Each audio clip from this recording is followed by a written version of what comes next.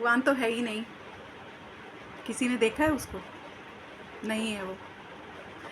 लोग बागों का यही सोचना है कि भगवान है ही नहीं।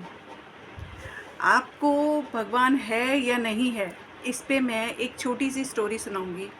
आप उसको सुनकर खुद से ही समझ जाएंगे कि भगवान है या नहीं है।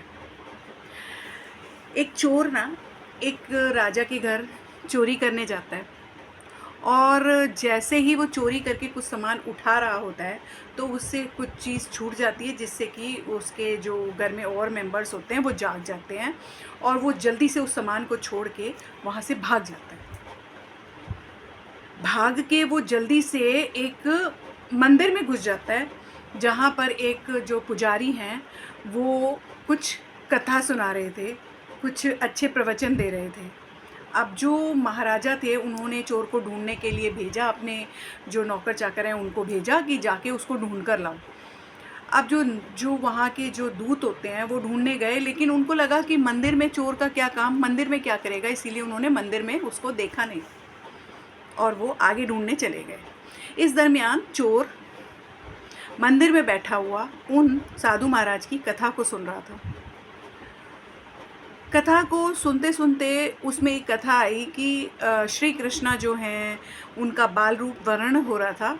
तो वो साधु महाराज बोल रहे थे कि उसने सोने का हार पहन रखा है, श्री कृष्णा ने कानों में बालियां पहन रखी हैं, मोर मुकुट लगाया हुआ है वो भी सोने का, उसकी पायल हैं, उसने जो तगड़ी बांधी हुई है, उसके हाथ कंगन हैं।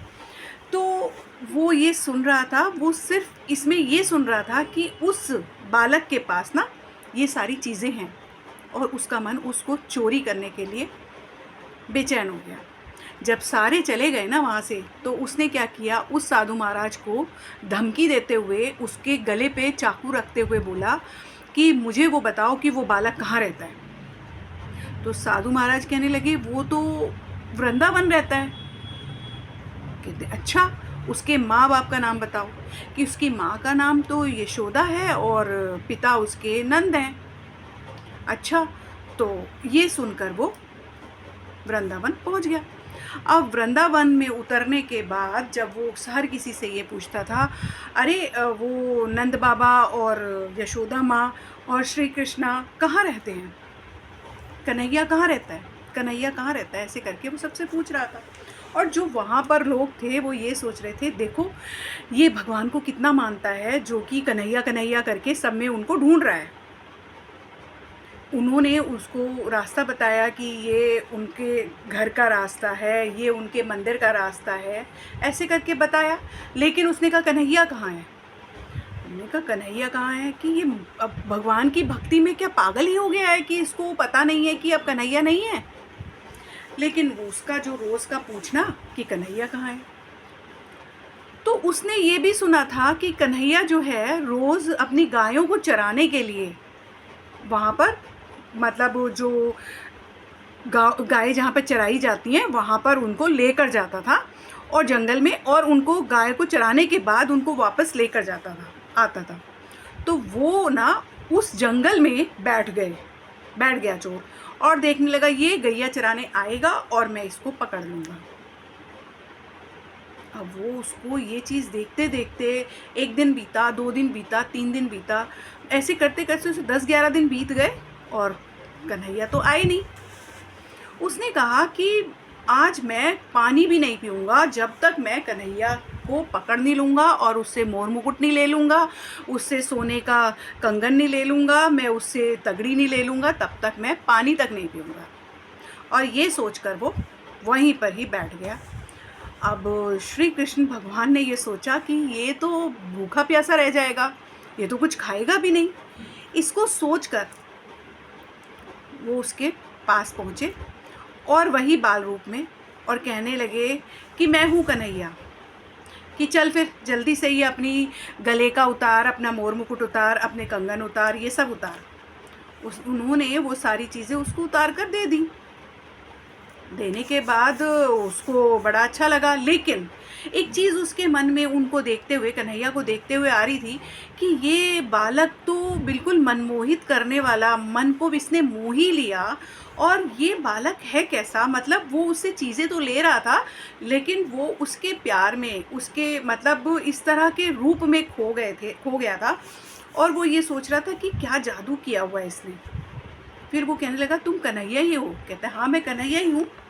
तो फिर उसके बाद वो उससे सामान लेकर, अचानक से उसको क्या लगा कि मतलब उसको कुछ अंदर से ऐसी फीलिंग हुई कि ये जो मैं कर रहा हूँ ना इस टाइम, ये गलत कर रहा हूँ।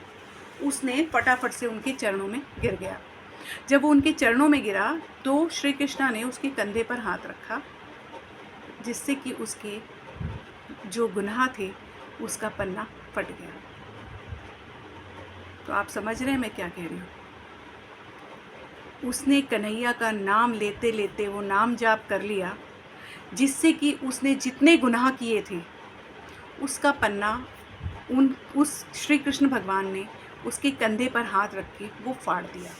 तो नाम जप में इतनी ताकत है कि आप किसी का भी नाम लें, कोई भी भगवान का नाम लें, ऐसा नहीं है कि श्री कृष्णा का नाम लेना है, इसका दिल से जिस भी भगवान का नाम लें तो आपके जो दुख है ना सच में कटते हैं, 100% कटते हैं। और ये मेरे ऊपर आजमाई हुई चीज़ें भी हैं कि कुछ चीज़ें, कुछ तकलीफ़ मेरे पास आई थी कुछ साल पहले, और मेरे को सिर्फ उस पर ही एक विश्वास था, जिस विश्वास को उसने कभी हारने ही नहीं दिया।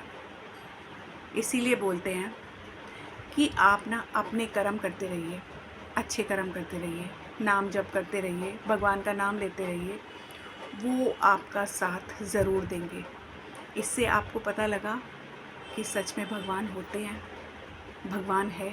ये सृष्टि जिसने बनाई है, जिसने सब बनाया है, एक माँ ही बच्चे को अपने पेट में पाल सकती है, चाहे वो जानवर की है, चाहे वो हम लोग हैं, और कोई नहीं पाल सकता 9 महीने, क्योंकि माँ को एक इतनी इतनी शक्ति दी है कि वो उस चीज़ को सह सकती है, बर्दाश्त कर सकती है, बच्चे को अपने पेट में बड़ा कर सकती है, और कोई नहीं कर सकता। माँ का रूप भगवान का ही रूप होता है। तो इसीलिए आपको अगर ये कहीं पे भी डाउट आए कि भगवान नहीं है, तो आप अपनी माँ की तरफ देख लेना कि वो हैं। Thank you for watching.